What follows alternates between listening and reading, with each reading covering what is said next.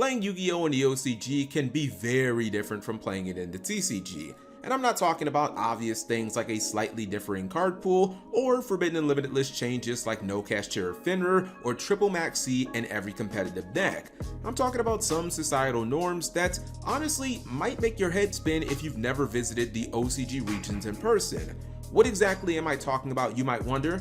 Well, what I'm talking about is an insane experience for one up-and-coming TCG Yugituber by the name of Squiddy, real name Chansey. Squiddy, for those who don't know, is a competitive-based channel who often posts deck profiles, combo videos, and Yu-Gi-Oh! Theory. The link to his channel will be in the description below. Squiddy recently visited Japan, which, as a competitive TCG player who has topped the YCS, gave him the very rare opportunity to take on our OCG brethren in person and at one of their competitive events. Sounds like a great opportunity for fun, to learn about the OCG and its players, and do so while having first-hand experience of what it's like to duel in the place that gave birth to the Yu-Gi-Oh! Trading card game and IP. At least that's what Squiddy probably thought going into his trip. As fate would have it, things did not go as planned, and according to Squiddy himself, he was told by an OCG local tournament he would not be allowed to enter because he did not speak Japanese. Squiddy says that he even purchased OCG legal cards specifically to play at these locals while in Japan,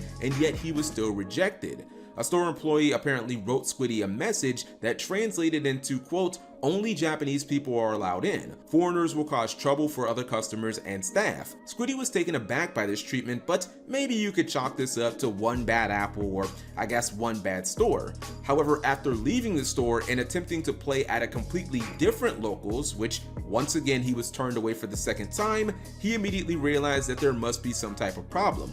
At the second locals, he attempted to communicate via Google Translate on his phone with the card shop employees. Squiddy assumed that the place would gladly allow him to play because this particular shop had an entire floor dedicated to selling Yu-Gi-Oh! Cards, and players could even be seen actively dueling against each other. However, after deliberating amongst themselves, the store employees told Squiddy that the shop did not host Yu-Gi-Oh! Tournaments. This all led to Squiddy making a post on social media that absolutely exploded because Squiddy says that the stores, and really Japan as a whole, displayed clear xenophobia, which means prejudice against those from other countries. Squiddy backed up this claim with a video on Twitter stating that while at a restaurant, the chef asked him to leave after confirming that Squiddy did not speak Japanese, and thus one could rightfully assume that he wasn't from Japan. Obviously, there's a lot to take in there, and the responses from Squiddy's post, and there were hundreds of them, were pretty much all over the place. Everything from comments saying that the second locals wasn't lying and that that particular store was not known for hosting Yu-Gi-Oh! Tournaments, to others agreeing with the first locals' decision to not allow Squiddy to play in the tournament because he didn't speak Japanese. Some felt that proper and swift communication between players is absolutely a necessity when playing competitive Yu-Gi-Oh! And that it would have been unreasonable and unfair to Squiddy's opponents if he couldn't communicate with them in their native language, or if he had to stop and translate every card that they played. Other commenters pointed out that this type of discrimination was commonplace in Japan, that annoying clown-like Twitch streamers are actually to blame for the Japanese's attitude towards Westerners, and there were even claims that Squiddy wasn't allowed to play at the first locals because that tournament in particular had Japanese OCG national qualifying implications, and Squiddy couldn't play in it because he wasn't a citizen. However, no one has been able to confirm or deny this, so at this point, I'm just going to consider that speculation. Again, basically everyone had something to say about this, and the opinions were coming from hundreds of different angles. Here's my 2 cents on the entire situation, assuming that everything that we have heard so far is accurate, and keeping in mind that this will be through the perspective of a TCG player, so there will be some inherent bias here. In fact, because of that, you can even take the entire thing that I'm going to say with one giant grain of salt. In my 22 plus years of playing Yu-Gi-Oh! I have never heard of such a situation where a player was not allowed to enter an event or tournament based strictly on a language barrier. In fact, usually here in the United States where I live, they'll make every reasonable accommodation imaginable so that every able-bodied player can participate. This includes duelists who are hearing impaired or deaf, ones who don't speak the native language, and yes, even players who don't have arms. I know this because an old pal of mine, Bubba, doesn't have any, and I have dueled against him at regionals. To think that something as small as a language barrier of all things could actually hold someone out of a Yu-Gi-Oh! Tournament is pretty silly in my opinion. Large-scale Yu-Gi-Oh events in Europe, like YCS's, which apparently they don't have anymore, but that's a different topic for a different day, or the European Championship taking place next month, are prime examples of tournaments that run despite this exact issue. For those unaware, Europe has nearly 50 different countries with a multitude of languages like English, Spanish, German, Italian, French, Portuguese, and whatever else they got going on over there. And yet, they're still able to run these massive events on the regular despite players coming from all across the EU and every single round having countless matchups between duelists who don't speak the same language. There's a reason we have translators built into every official Yu-Gi-Oh app, and there's a reason that players use non-verbal commands and motions.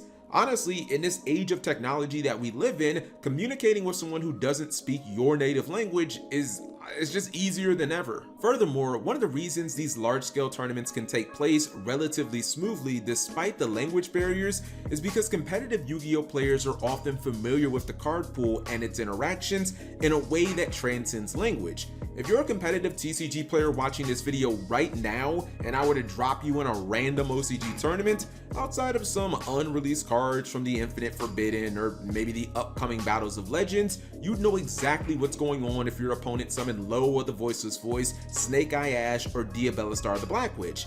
If they activated Branded Fusion, Infinite Impermanence, or let's say the Wanted poster, these cards wouldn't cause you to stop or read them. There wouldn't be any huge confusion because you already know them from the TCG. It wouldn't matter if your opponent and you didn't speak the same language, it wouldn't cause any issues with the duel. As I mentioned earlier, Squiddy is a competitive player who went undefeated at day 1 and top 16 to YCS this year.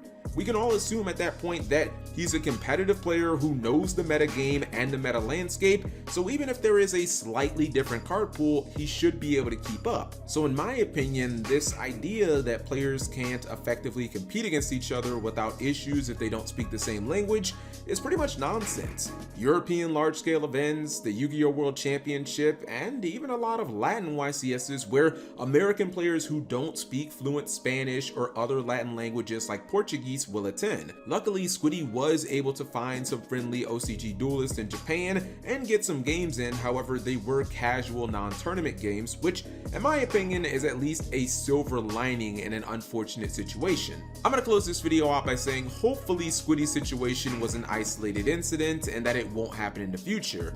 However, many would say that Japan has a bad reputation when it comes to treating its foreigners, and that this is one of the reasons why. I'm someone personally who just loves Japan. I love its culture, the animation, the food, the music, and more, and honestly, visiting the nation is on my bucket list. But if I went all the way to Tokyo or Osaka only to be told that I could not enter an event because I didn't speak Japanese, I'd be pissed and it would leave a serious bad taste in my mouth. There are some who have been to Japan and were able to enter tournaments no problem without needing to speak Japanese. In fact, players like Vladis entered the recent and insanely large YCS Tokyo, so this could just be one bad shot. But whatever you guys think of this entire situation or anything that I've talked about in this video, the comments, again, anything, you leave that in the comment section below. And thank you guys for watching as always.